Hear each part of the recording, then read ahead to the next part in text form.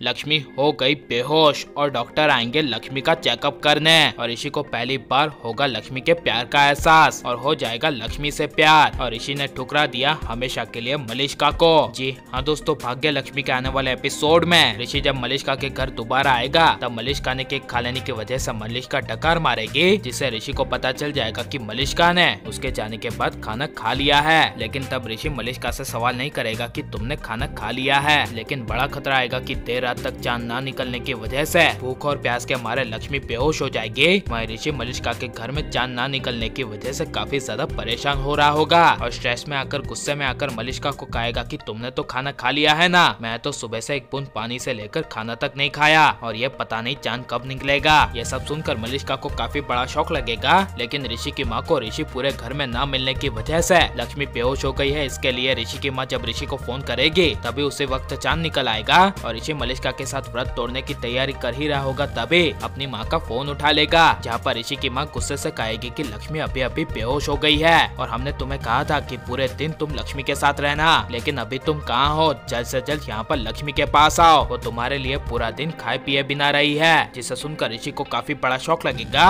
जिस वजह से ऋषि लक्ष्मी के लिए मलिष्का को कहेगा कि अब मुझे घर जाना होगा क्योंकि अभी अभी लक्ष्मी सुबह से खाए पिए बिना बेहोश हो गई है। यह सुनकर मलिष्का को काफी ज्यादा गुस्सा आएगा और मलिष्का गुस्से से छत से नीचे उतर आएगी और मलिष्का के पीछे पीछे दौड़ते हुए ऋषि जाएगा और ऋषि पूछेगा कि क्या हो रहा है, तुम्हें इतनी ज्यादा बेवजह गुस्सा क्यों हो रही हो। तब मलिष्का कहेगी कि तुम्हें सिर्फ लक्ष्मी की परवाह है तो जाओ अब लक्ष्मी के पास। यह कहकर मलिष्का अपने कमरे में चली जाएगी और ऋषि के मुंह पर दरवाजा बंद कर देगी और मलिष्का के ये सब करने की वजह से ऋषि को मलिष्का से नफरत होने लगेगी और ऋषि गुस्से से मलिष्का को कहकर जाएगा कि तुम्हें गुस्सा ही करना है ना, तो ठीक है मैं जा रहा हूँ लक्ष्मी के पास, उसे मेरी अभी सबसे ज्यादा जरूरत है। उसने सुबह से मेरे लिए कुछ खाया नहीं है और कुछ पिया भी नहीं है और मुझे पता है कि तुमने ऑलरेडी खाना खा लिया है। यह ऋषि मलिष्का के मुंह पर कहकर मलिष्का के घर से लक्ष्मी के लिए निकल जाएगा और ऋषि जब लक्ष्मी के पास अपने घर पहुंचेगा तब ऋषि को लक्ष्मी को देखकर पहली नजर में अपने किए का पछतावा होगा और एहसास होगा कि आज के दिन उसने लक्ष्मी को छोड़कर मलिष्का जैसी लड़की के साथ रहकर बहुत बड़ी गलती की है, जिस वजह से ऋषि मन ही मन कसम खाएगा कि आइंदा से मैं मेरी वजह से कोई भी लक्ष्मी को तकलीफ आने नहीं दूंगा। जिसके बाद ऋषि लक्ष्मी को होश में लाने के लिए पूजा की थाली लेकर लक्ष्मी के चेहरे पर पानी के छींटे मारेगा